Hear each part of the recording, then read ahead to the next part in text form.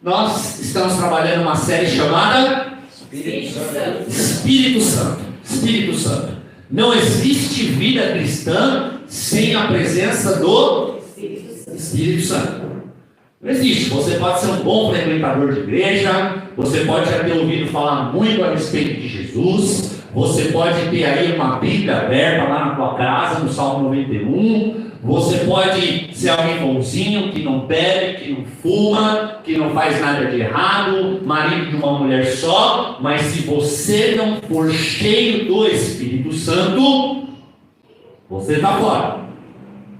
O Espírito Santo é a marca de que agora você é alguém regenerado, de que você é uma nova criatura, de que você está habilitado para matar o pitbull que está aí dentro de você.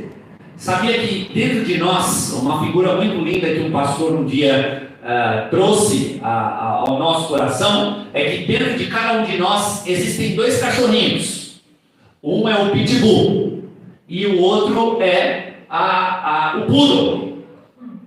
Então o pitbull ele representa tudo de mal, tudo de perverso, tudo de pecaminoso, tudo de ruim que habita ainda dentro de nós. E o poodle representa aquilo que é de bom, aquilo que traz esperança, a caridade, o amor ao próximo, a compaixão, o serviço, o lavar os pés dos outros, o oferecer a outra face, o ter uma boca santa e abençoada, o consagrar-se a Jesus para toda boa obra. E aí a grande questão é a seguinte: quem você anda alimentando esses dias? O pitbull ou o poodle? Jesus foi muito claro ao declarar: aquele que de mim se alimenta, por mim viverá.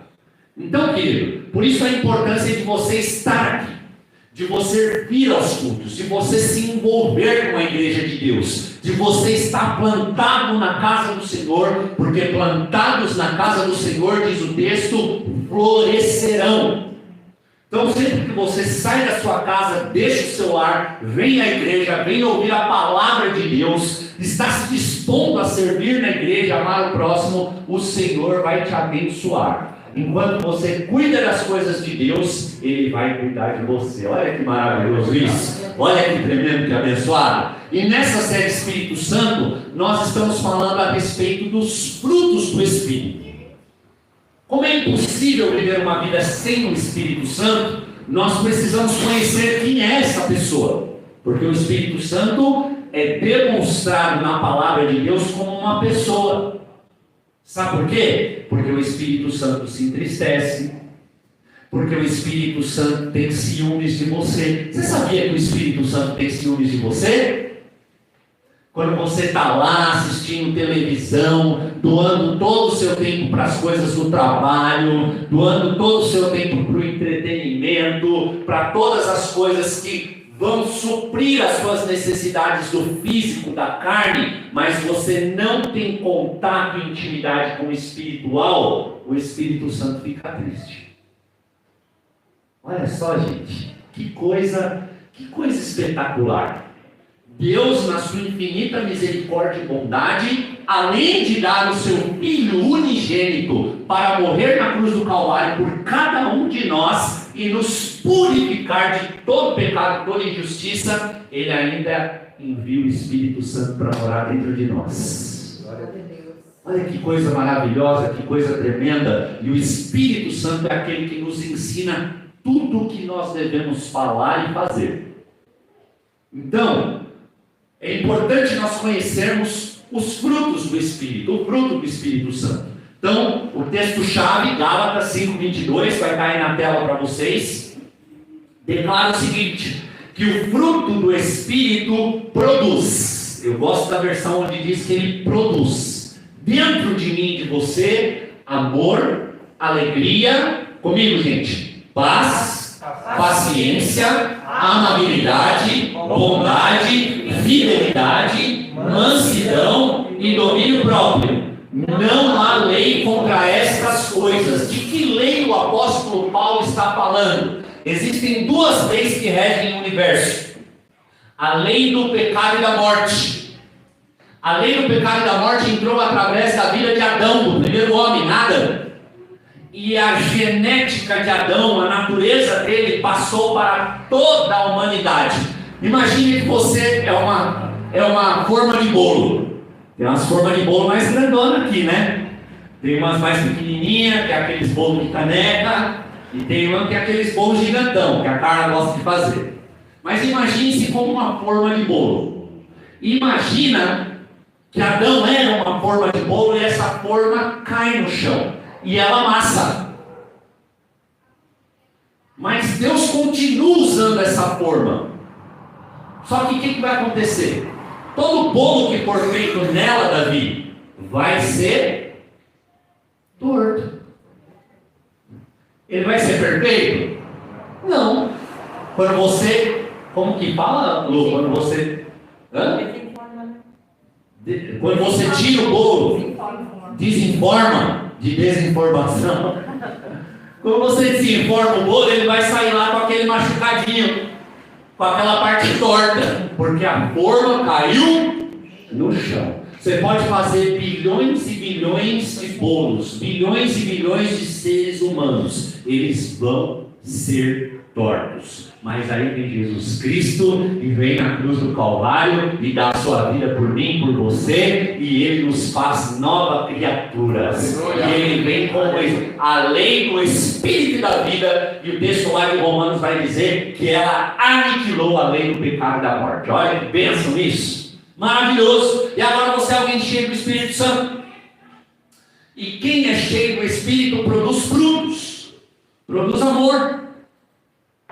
É alguém amável. O fruto do Espírito é a amabilidade. Essa pessoa, ela está cheia de bondade. Ela é mansa. E ela é alguém que tem paciência. E o título da pregação dessa noite é: tenha paciência. Você já ouviu essa expressão lá na sua casa? Talvez os mais antigos, a sua mãe ou o seu pai falavam assim: ô meu filho, tenha paciência, hein? Então esse é o título da nossa ministração dessa noite. Tenha paciência. Eu gosto muito de um ator americano, creio que ele é americano mesmo, chamado Charles Chaplin. E ele diz o seguinte: aprendi que vai demorar muito para me transformar na pessoa que eu quero ser. E eu devo ter paciência. Mas aprendi também que posso ir muito além dos limites que eu próprio coloquei. Olha que lindo isso. Eu lembro, queridos, como se fosse hoje. Eu tinha por volta de 9, 10 anos de idade. E eu sempre, praticamente minha vida toda, morei aqui no bairro do Jardim Eliane. E nós éramos muito pobrezinhos. Nós éramos pobres. Tinha lá meu pai, minha mãe, eu e meu irmão. E, pela graça, misericórdia e bondade de Deus, nossos avós maternos foram pessoas extremamente maravilhosas. Eu não cheguei a conhecer meu avô e nem minha avó paterna, mas os meus avós eram amáveis, preciosos, a dona Ana e o seu João. E o seu João, filho de português, todos os irmãos do meu avô nasceram em Portugal e vieram aqui para o Brasil, mas o meu avô nasce aqui porque o meu avô ficou viúvo lá, veio para o Brasil e se casou. Mas o meu avô era um cara belado.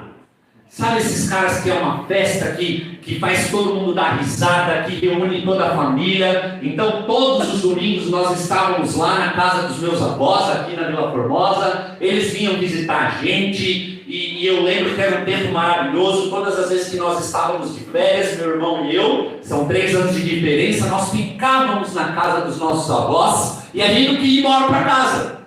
Às vezes a gente ficava ali 15, 20 dias com os nossos avós, e era um tempo maravilhoso e abençoado. Então eu tenho as melhores memórias da minha infância, grande parte dela estão linkadas aos meus avós e ao meu avô.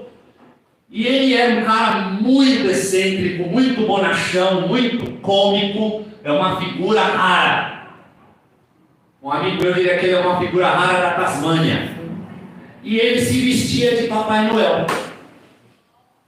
Ele era gordinho, ele era baixinho, ele tinha roupa de Papai Noel, e eu lembro, tá chegando essa data especial, né? E eu lembro que ele colocava então a roupa de Papai Noel, e à noite os presentes estavam todos ali debaixo da árvore, a gente era um monte de primo, e todo mundo se reunia lá para ver o vô vestido de Papai Noel, mas todo mundo fingia que não era ele. Foi assim também lá com você? Tinha alguém que se vestia lá?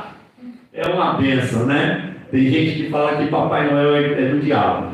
O diabo é você ficar fazendo fofoca da vida dos outros, viu, querido? Maledicente, né? Obstinado, pornográfico, trai a esposa. Que maravilha, né? E o Papai Noel é que é ruim. Então, voltando ao assunto, eu lembro de um dia que meus avós, eles tinham ido para Mato Grosso do Sul. E eles fizeram uma incursão ao Paraguai. Então eles compraram um monte de brinquedos, eles sempre davam presentes bons para mim e para o meu irmão, e eles tinham trazido mais um presente. Só que estava tudo lá debaixo da árvore.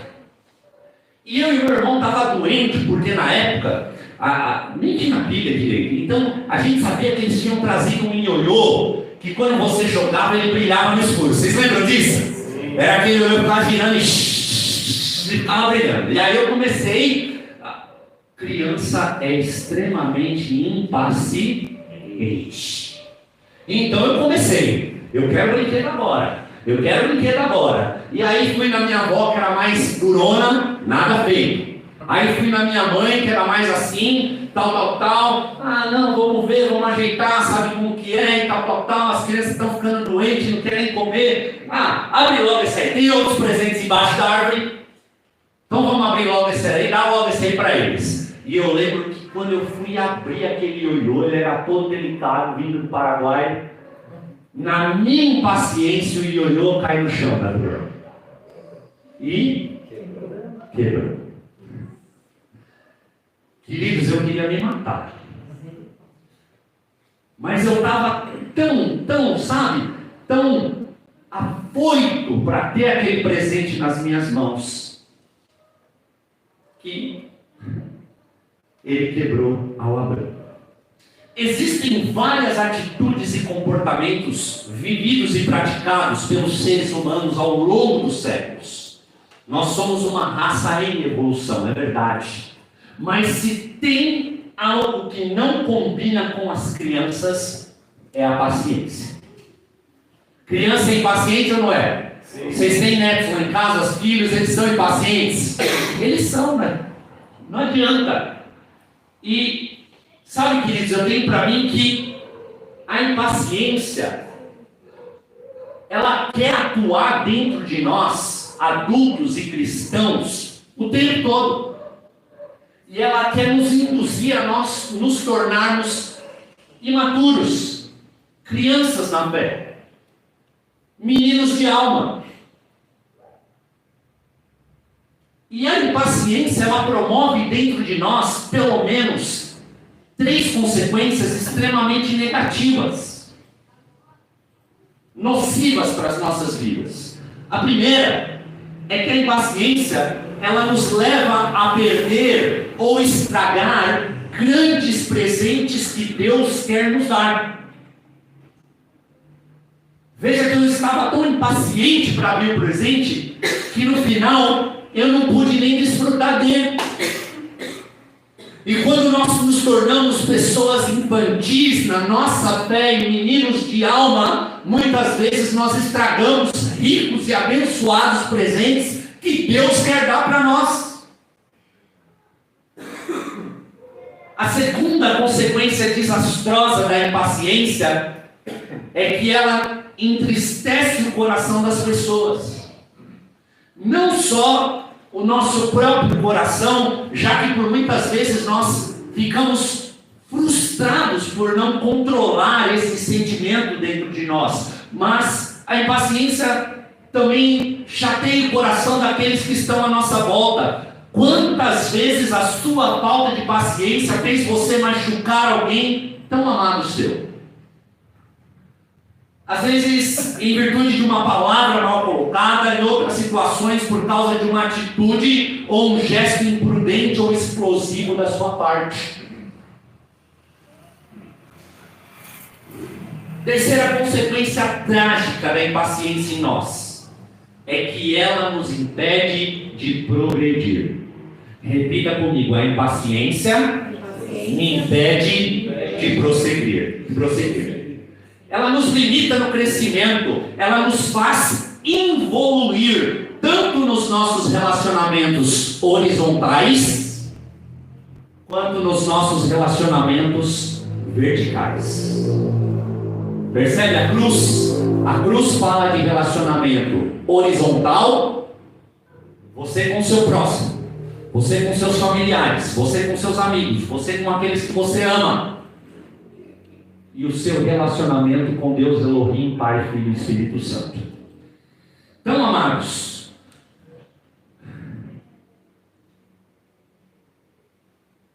essa infantilidade que habita dentro de nós, essa impaciência que nos acompanha, ela nos limita a intimidade com Deus. Eu vou copiar minha amada esposa, que hoje pela manhã pregou aqui entre nós, e eu vou contar um segredinho só aqui para nós. Talvez você, como crente, como cristão, como alguém que é um simpatizante da pessoa de Jesus Cristo, talvez você ainda não entendeu ou ninguém te contou, mas saiba que nosso Deus é um Deus de processos. Jesus se relaciona através de processos. O Espírito Santo produz os frutos dentro de nós através de processos. Você está aqui comigo? Você está entendendo o que eu estou falando? Você está dizendo, dá uma glória a Deus aí, pelo amor de Deus. Criança não respeita processos. Crianças impacientes na fé não seguem processos. Elas não entendem. E por isso elas têm muito prejuízo na caminhada cristã. Abra comigo a sua Bíblia em Colossenses. Lá no capítulo 3 de Colossenses. Do verso 10 ao verso 15, eu vou fazer a leitura. Se você já achou aí, diga aleluia.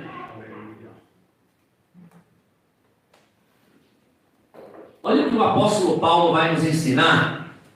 Lá em Colossenses capítulo 3, do verso 10 ao 15, ele diz o seguinte: revistam-se da nova natureza e sejam renovados à medida que aprendem a conhecer seu Criador e se tornam semelhantes a Ele. Veja que essa palavra, olha só, revistam-se da nova natureza. Essa palavra é para crente, é para cristão, é para eleito, é para novas criaturas, para quem é regenerado. Aquele que já foi transportado do reino das trevas para o reino do Filho do seu amor. Verso 11. Nessa nova vida, não importa se você é judeu ou gentil, se é circuncidado ou incircuncidado, se é inculto ou incivilizado, se é escravo ou livre. Cristo é tudo que importa. E Ele vive em todos. Visto que Deus os escolheu para ser seu povo santo e amado. Parênteses. Só existe uma noiva, só existe um povo eleito, só existe agora uma família de Deus e ela é a igreja. Amém? Amém. Visto que Deus os escolheu para ser seu povo santo e amado, revistam-se de compaixão, bondade, humildade, mansidão e paciência.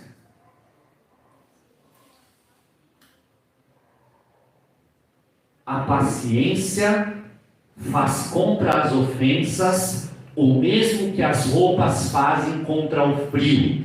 Pois se vestires mais roupas conforme o inverno aumenta, tal frio não te poderá afetar, De modo semelhante, a paciência deve crescer em relação às grandes ofensas e injúrias, porque elas não poderão te atingir. Olha esse pensamento de Leonardo da Vinci. Que bênção! Quanto mais você se reveste de paciência, que é o fruto que o Espírito Santo produz em você dentro de processos, você vai ficar mais tranquilo para abençoar, para amar, para perdoar, para tolerar, para seguir adiante, para discernir a voz espiritual que está dentro de você em meio aos processos da tua vida. Revestir-se de algo requer processo.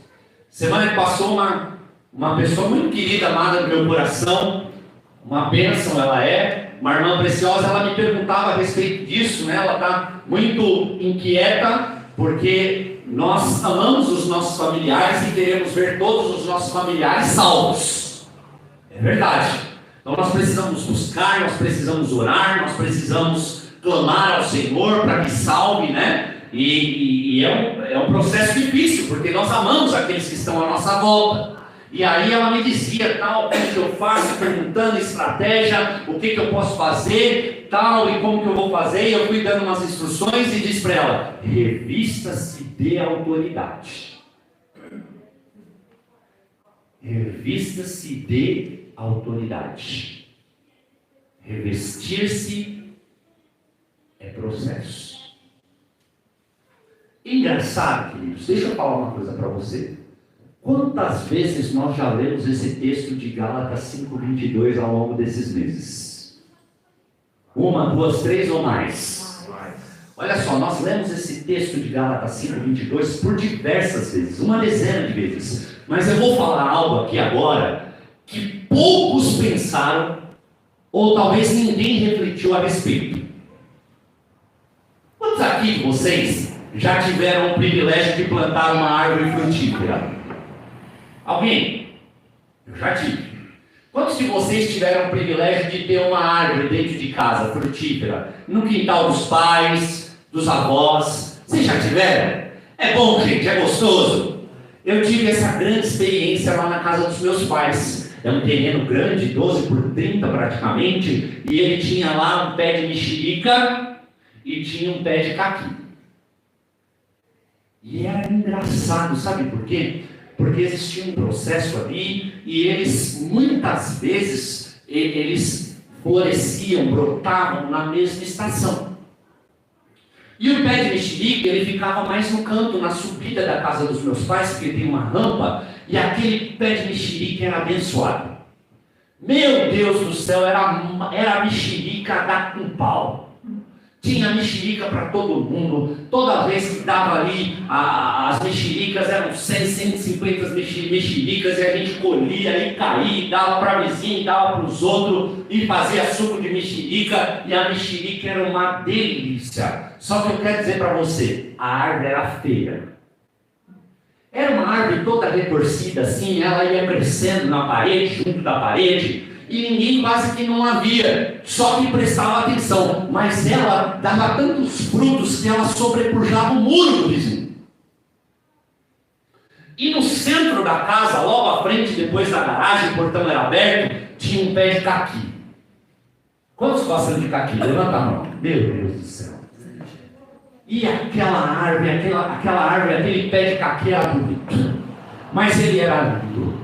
Ele dava muito mais, ele florescia muito mais que o pé de mexerica, os seus frutos eram vistosos, e todo mundo que passava ali, pode me dar um caqui? E eu dizia para as pessoas o seguinte: olha, querido, vou falar uma coisa para você, talvez você não acredite e ache que eu não queira dar, mas esse pé de caqui é ruim. Pô, não está querendo me dar? Tá bom. E ela dava, porque o caqui, quando você mordia, ele amarrava. Já ouviu essa expressão? Já comeu caqui que amarra? Aquele fruto lindo, vistoso, que dava muito mais vezes do que a mexeriqueira amarrava. Não era bom para o consumo.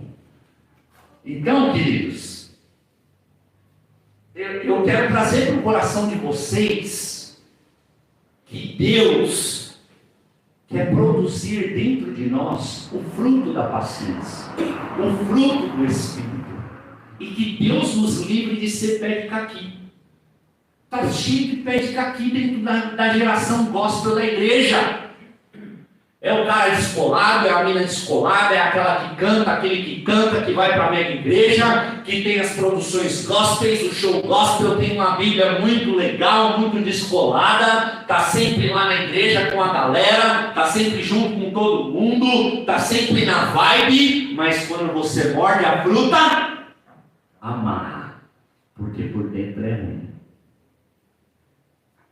E também tem alguns pés de mexerica dentro da igreja, glória a Deus. Glória a Deus. Tem gente que está ali no seu cantinho, orando, abençoando as pessoas em silêncio, amando o próximo, servindo, é alguém bom. Aquela casa que você tem, às vezes você olha e fala assim, nossa, parece muito sério, mas quando você vai abrir, quando você se relaciona, quando você fica perto, você vê que é um fruto maravilhoso. Que você seja um pé de mexerica nesse dia. O fruto já nasce pronto para se alimentar? Você tem uma árvore ali, presta atenção que eu disse que tem algo que talvez você ainda não refletiu sobre o texto de Gálatas 5:22. O fruto não nasce pronto.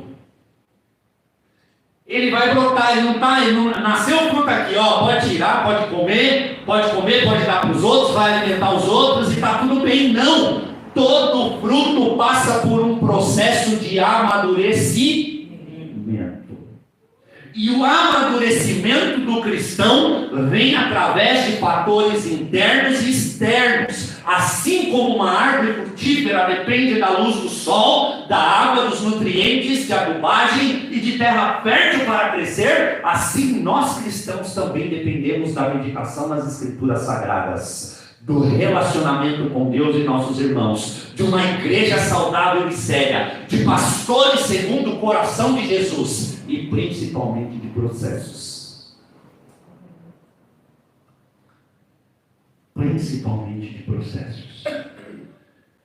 Existem, queridos, pelo menos 3 tipos de processos que todo eleito, todo cristão, todo believer vai passar na vida. Todo cristão vai passar por pelo menos 3 tipos de processos para ter o fruto da paciência maduro na sua vida. E passar por esses processos, acredite você ou não, vai ser bom para a sua vida. E os processos vão cumprir aquilo que a Escritura diz a respeito de você, lá em Romanos capítulo 8, verso 28, quando ela diz: todas as coisas cooperam para o bem daqueles que amam a Deus, daqueles que foram chamados segundo o seu propósito. O primeiro tipo de processo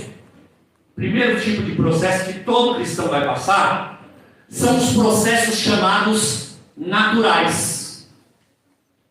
Então, o primeiro tipo de processo que todos nós cristãos vão passar são os processos naturais. Processo natural da vida. Todo processo natural requer paciência e perseverança, mesmo sendo ele natural. Quais são esses processos, pastor? São os relacionamentos interpessoais que você tem. Relacionamento com namorado, noivo, marido, esposa, pais, filhos, irmãos, primos, né? São os processos acadêmicos da sua vida. Se você vai ter paciência ou não para iniciar, porque tudo tem começo, meio e fim. Todo processo exige a tua paciência. Os processos profissionais. É fácil você trabalhar 8, 9 horas por dia, alguns trabalham até mais, ao lado de gente chata, mesquinha e fofoqueira. É legal? Não. Mas são processos. O Senhor Jesus quer te usar aí neste lugar para ser uma bênção. Processos naturais.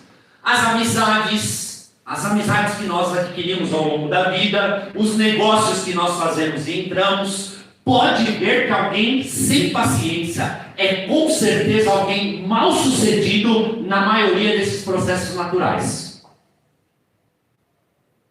Fulano não para emprego, já casou com 2, 3 mulheres, é briguento, arruma encrenca com todo mundo da casa, da família, não tem amizade com os vizinhos, porque não tem paciência. As crianças não gostam dele. Quer ver se tem paciência, pessoa? Vê como a criança trata. Porque as crianças conhecem. É um bom termômetro. Quando a criança não chega perto do fulano, você pode ver que tem alguma coisa errada. Né? Hoje eu estava vendo aqui, depois que terminou o culto da manhã, a gente estava tendo um tempo querido, e a igreja do Galileu, existe uma unção sobre ela, que são as crianças especiais, em virtude da minha filha, da Lorena. E o Isaías estava no colo do Cleiton. E o Isaías tem que idade?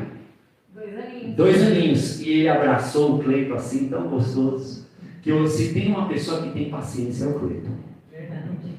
O Cleiton é uma paciência em pessoa, gente. Vocês não conhecem o Cleiton. Então, às vezes eu estou aqui brigando com ele, falando as coisas, Cleiton, mas não pode ser assim, assim, assado, você está fazendo isso aqui, tal. Aí ele olha para mim, dá aquelas piscadinhas e fala, não entendi, pastor. Posso dar uma sugestão? Rapaz, eu acho que o Cleiton às vezes é anjo. Mas você vê que o Isaías foi lá, deitou no colo dele, abraçou, porque as crianças sabem quem tem paciência. É um bom termômetro. Outro dia, vou contar mais uma historinha para você. Que pastor que não conta história não é pastor. Outro dia me parou uma moça na rua, né? E desde 2002 eu tenho a minha profissão, eu sou professor de inglês. Né? Eu vou falar que eu sou professor de inglês. Na realidade eu me formei nessa área, eu tenho formação como coordenador pedagógico há muitos anos já, desde 2006 que eu sou formado como coordenador pedagógico. Falo idioma inglês fluente desde o ano 2000 e eu trabalhei dando aula, coordenando escolas e depois tive as minhas escolas de inglês, algumas delas. E era uma franquia da WhatsApp.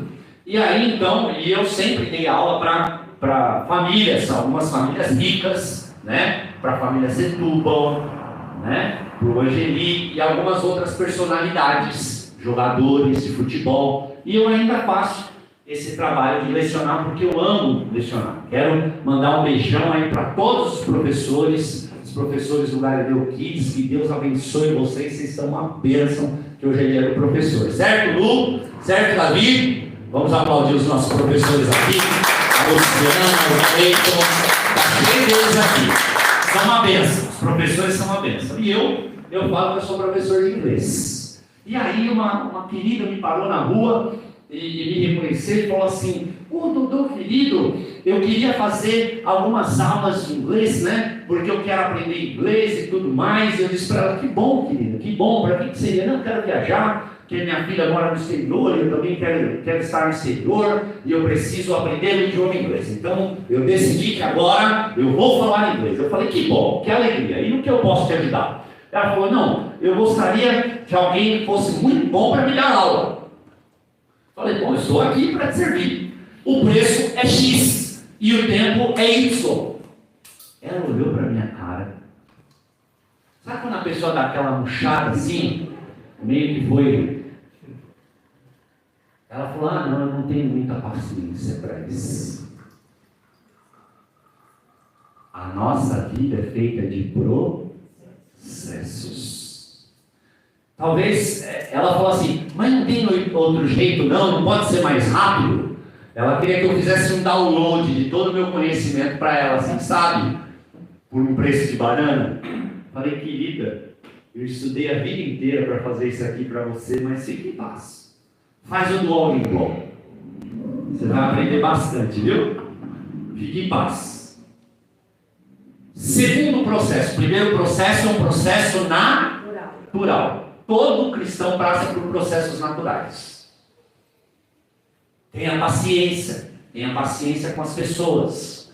Dê possibilidade das pessoas que erraram com você mudar. Não coloque ponto final nas pessoas. Tenha paciência.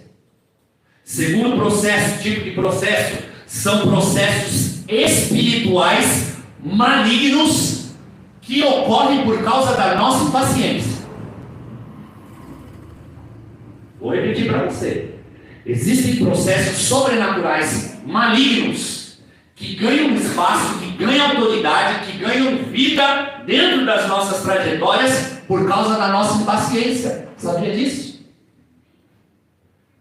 Abre a tua Bíblia lá em Êxodo, capítulo 32. Vou dar um exemplo para você. Êxodo, capítulo 32, está lá no Velho Testamento, é o segundo livro do Velho Testamento, que narra a história do Êxodo, da libertação do povo hebreu do Egito, liderados por Moisés. Êxodo, capítulo 32, verso 1 ao 10, a gente vai fazer a leitura. Está comigo? Se está comigo, diga aleluia. Aleluia. Olha só. Diz assim o texto: o povo, ao ver que Moisés demorava a descer do monte, juntou-se ao redor de Arão e lhe disse. Então vamos lá. Deus levantou um homem chamado Moisés.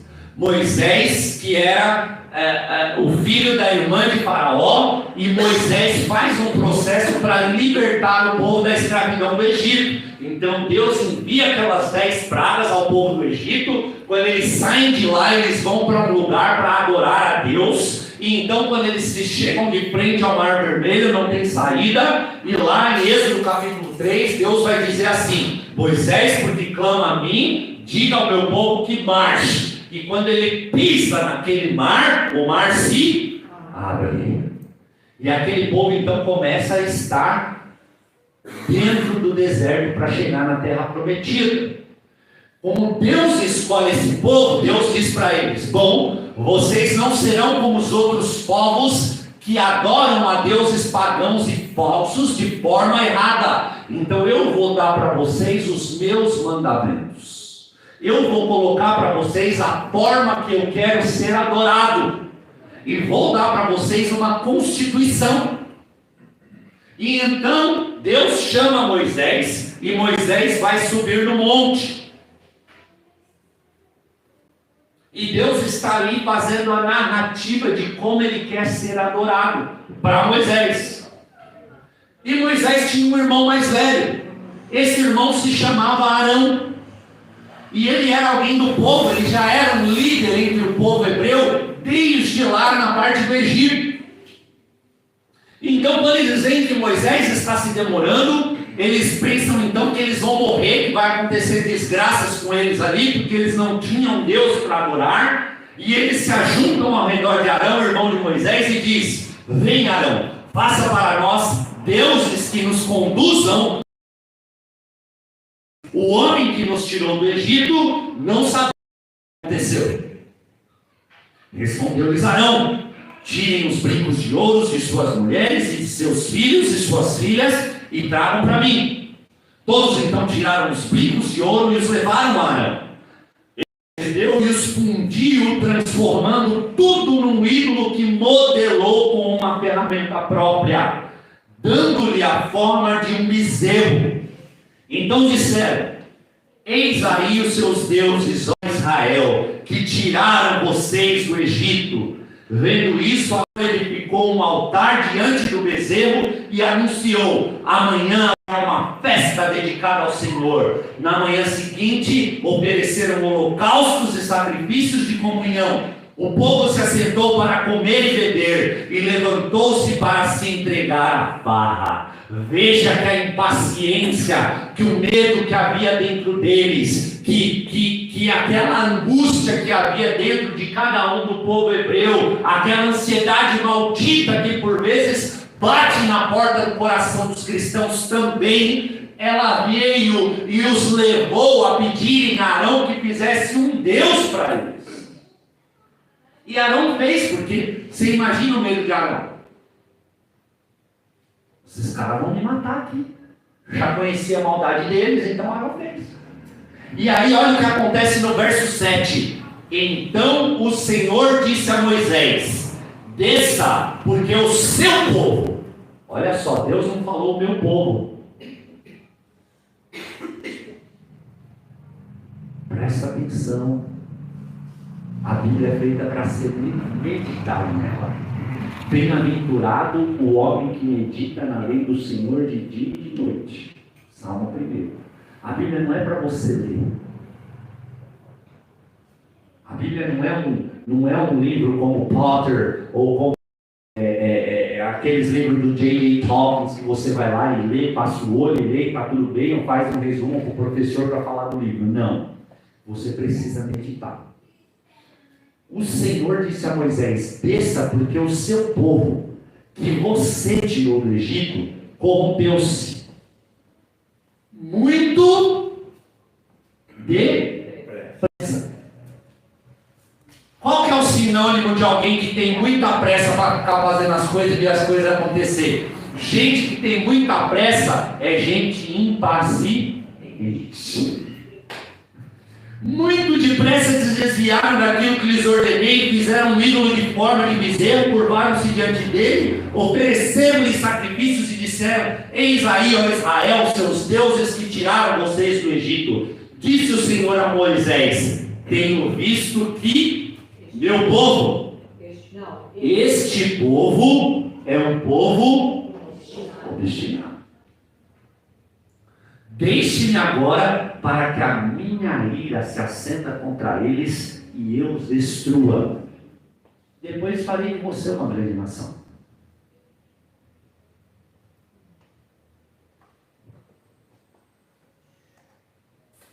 A gente ora por todas as nações, inclusive por Israel. Principalmente para os eleitos, para os crentes que estão tanto em Israel quanto na Palestina. Porque tem crente lá na Palestina que vai perder filho, que vai perder família, que vai perder bebê, mas isso já foi profetizado há muitos anos atrás.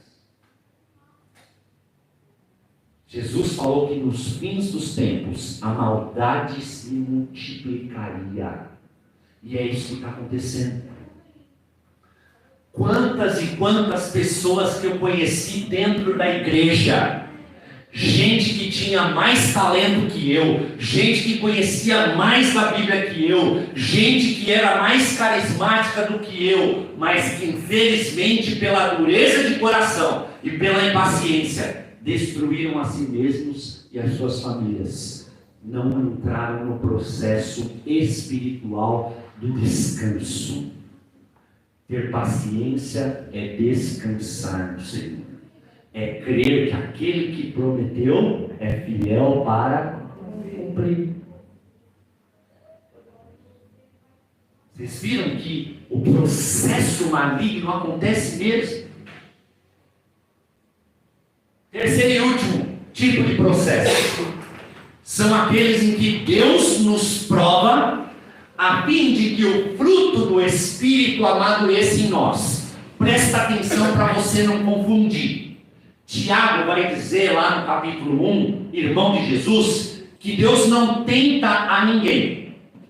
E realmente Deus não vai tentar você para fazer o mal, mas Deus vai provar o seu coração. Quando ele fala aquilo para Moisés, deixa eu destruir, ele está provando o coração de Moisés.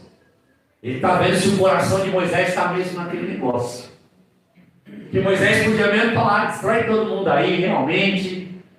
Faz de mim uma grande nação, como se ele fosse alguma coisa. Sabe por quê, gente? A gente é farinha do mesmo saco. Então Deus não tenta a ninguém, mas Ele nos prova. Ele prova os nossos pensamentos e Ele prova o nosso coração. Eu não conheço os seus pensamentos e eu não conheço o seu coração. Eu conheço você aqui bem vestidinho, bem cheirosinho, bem sorrisinho, bem abençoado, amável, carinhoso, está sempre disposto a abençoar. Mas é o Senhor que sonda o seu coração. Não sou eu, não. Então, o terceiro processo são aqueles que Deus nos prova a fim de que o fruto do Espírito, que não nasce amadurecido, como nenhuma fruta nasce amadurecida, o processo vai amadurecer o fruto dentro de você. Pegou a chave? A fim de que nós sejamos revestidos da natureza de Cristo e de uma fé inabalável. Processo. Quantos de vocês já passaram processos muito dolorosos na vida?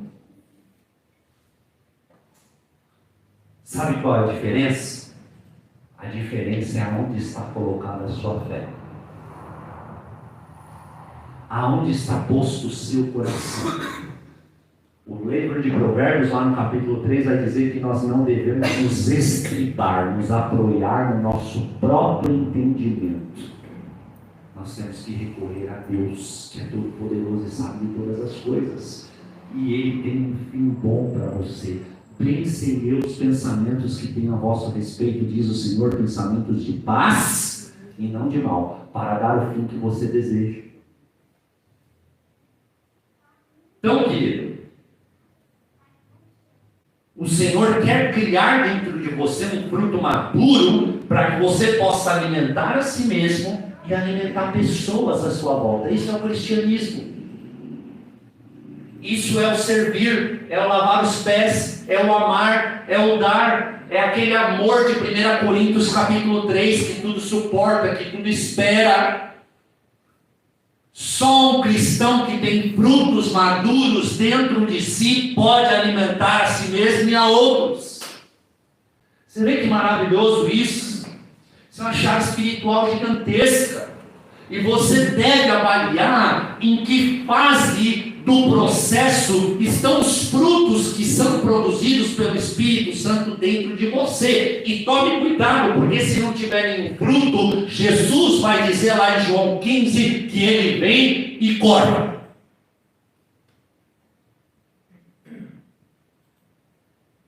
E o mais terrível dessa palavra é que Jesus vai falar que Ele é a videira verdadeira e o Pai é o agricultor. E é o Pai que vem e corta. Não é o diabo, não. É o Pai. Está cheio de crente aí, nuvem seca. Está cheio de fruto caqui. Muito bonito por fora, mas que por dentro está amarrando. Naquele dia, é o Senhor que prova os corações, que vai jogar o trigo e o joio para o alto. Sabe o que vai acontecer com o joio? Não tem fruto. O vento vai levar. E o trigo, o fruto do trigo que faz o pão, vai cair na mão do Senhor. E esses serão guardados. Mas o joio vai ser lançado fora, no fogo que nunca cessa. Quantos já ouviram aquele adágio popular do caminhando por fim? Esse aí tem uma paciência de Jó. Hã? Lembra que eu estou no terceiro processo espiritual. Você conhece alguém com uma paciência de Jó, fora o Cleiton? Cara, tem uma paciência de Jó. Conhece gente assim? Nossa, esse é paciente, né? Por que a paciência de Jó, né, esse adágio popular, se tornou uma referência para além do texto bíblico? A fidelidade de Jó, a sua fé foi tanta, o fruto do Espírito, paciência, fidelidade, estava tão maduro dentro da vida de Jó, que apesar de todas as provações e sofrimentos, ele virou não somente uma referência quando se trata de paciência, mas também uma expressão popular. As situações adversas, elas exigem serenidade. Por isso que Jó é tão conhecido. De acordo com a Escritura Sagrada, Jó, que é o primeiro livro da Bíblia, o livro mais antigo registrado, você sabia que é o livro de Jó? A Bíblia, o canon, 66 livros da Bíblia, ele não está organizado em ordem cronológica. É o primeiro livro, Jó, foi o primeiro livro escrito, é o mais antigo. E de acordo com a Escritura Sagrada, Jó era próspero. Ele possuía 7 filhos, milhares de ovelhas, camelos e bois, muitos servos. Tudo que ele adquiriu através de processos. Tudo que ele adquiriu através de processos. E a mão de Deus estava com ele. Deus o abençoou. Foi por causa de Deus que ele tinha essas coisas. Isso que parece que não entra na cabeça do cristão, enquanto ele está prosperando, enquanto ele está com saúde, enquanto as coisas vão bem, enquanto ele está fluindo na sua vida, é a mão de Deus. Mas quando ele perde, ele não entende, não se submete a Deus e não glorifica a Deus. Muitos se rebelam contra Deus, porque comigo, porque isso foi acontecer, porque que aconteceu dessa forma, e muitos se prostram, muitos abandonam a fé, muitos são enganados, porque criança é imatura, e criança é impaciente.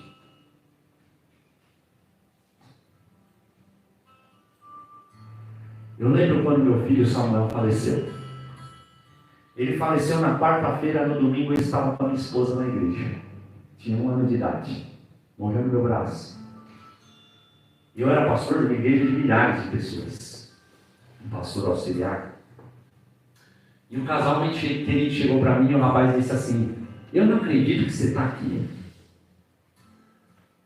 Até os soldados descansam. Eu disse para ele: não, querido, eu fui chamado para ser general. Você não me conhece.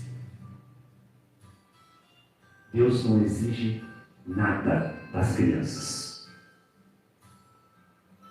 Deus não exige nada de crianças. Mas o processo, lembra-se, vai fazer você mais parecido com Jesus, vai te dar uma fé inabalável, vai fazer de você alguém sobrenatural, que vai ser uma bênção na vida das pessoas, que vai levar muitas almas a Jesus, que vai curar os enfermos, que vai dar vista ao cego, que vai levantar os feridos, que vai libertar os cativos, que vai deixar um legado de fé que todos vão conhecer. Assim é a história dos heróis da fé a partir de Jesus. Um homem conhecido como um homem de sofrimento. Jesus era tido como um homem de dores. E após o diálogo entre Deus e Satanás, que é registrado no livro de Jó, quando Satanás impõe dúvida à integridade de Jó, Deus o permite então interferir na vida daquele homem. E quando Jó perde seus filhos e seus bens e saúde, ele com paciência permanece fiel ao Senhor. Deus por vezes permite sim que nós, os seus filhos, passemos por situações de perda e dor. Ele permite para que nós possamos ser aprovados na nossa fé e sinceridade de coração. Mas a história de Jó, em virtude de sua paciência e fidelidade, teve um final muito feliz. E eu profetizo essa noite que o seu final vai ser muito feliz. A sua história não acaba aqui. As coisas não acabam aqui. Jesus tem algo poderoso, brilhante, maravilhoso reservado para você. A história de Jó teve um final muito feliz, não só porque Deus restituiu 7 vezes mais tudo que ele tinha antes, mas porque no processo final, sabe o que Jó escreveu? Aquilo que Deus espera ouvir de cada um de nós. Jó diz assim: então Jó respondeu ao Senhor e disse: bem sei que tudo pode, Senhor, e nenhum dos teus planos podem ser frustrados para a minha vida. Tu perguntaste: quem é este que sem conhecimento encobre os meus planos? Na verdade, Senhor, falei do que eu não entendia, coisas que são maravilhosas demais para mim. Escute, porque eu vou falar, farei perguntas e você me responderá. E Jó diz: eu te conhecia de ouvir falar, mas agora os meus olhos te veem. Querido, talvez nesses dias, fique de pé no seu lugar. Talvez ao longo desses anos, talvez nesse tempo onde você conhece Jesus, você conhece muito a Jesus de ouvir falar. Você conhece Jesus através da fé de alguém. Você se baseia, você se sustenta, você caminha, você se achega ao Pai através da fé de alguém. Mas está chegando a hora que você vai poder fazer sua oração. Antes eu te conhecia de ouvir falar, Senhor, mas agora eu ando contigo. Eu te